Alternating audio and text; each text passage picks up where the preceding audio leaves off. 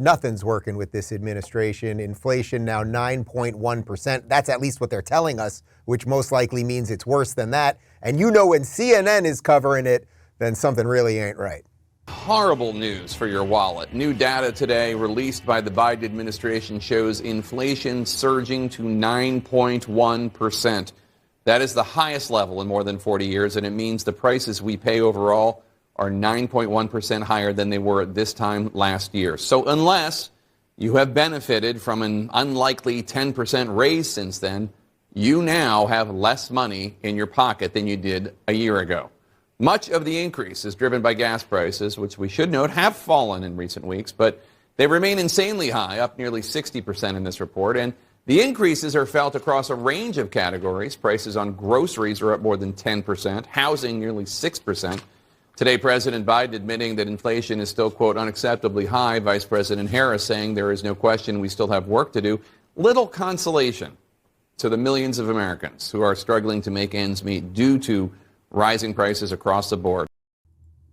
Chad, I'm not a mathematician over here, but is it crazy to say that if you print a whole bunch of money based in nothing and you just keep printing it, that you might devalue the existing money because then there's suddenly more of it? And I have some recollection of something called supply and demand. I don't want to confuse people on a Friday, but do you think that maybe they did this?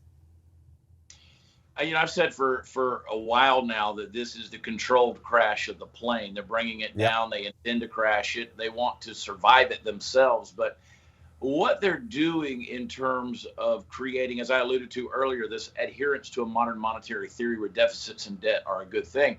If you go back, you look at the Green New Deal. When the Green New Deal first came out, I thought it was something written in crayons by a fifth grader. I said, there's no way. You can't do a $90 trillion overhaul, infrastructure rebuild. You can't do all of these things that, they were proposing that you want to do. And then I started realizing when it comes to modern monetary theory, they can do it because you don't have to back up this system.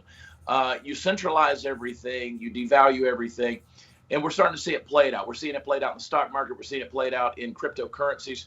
Everything is being brought back to the feds, and they're the ones who are in control. The ideologues on the left, the progressive wild eyes, as I call them, your billionaires, your Gates, your Zuckerbergs, your Soroses, they're the ones who are pulling the strings. Whoever's pulling their strings, I don't know.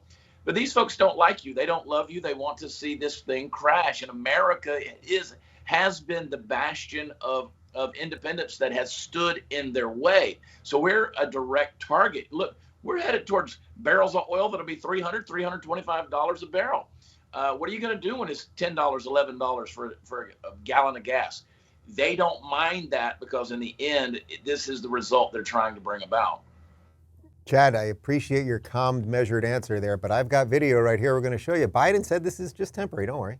The overwhelming consensus is going to pop up a little bit and then go back down. No one's talking about this great, It's highly unlikely that it's going to be long-term inflation. That's going Kurt, you heard him. No one's talking about this great, Yet here we are.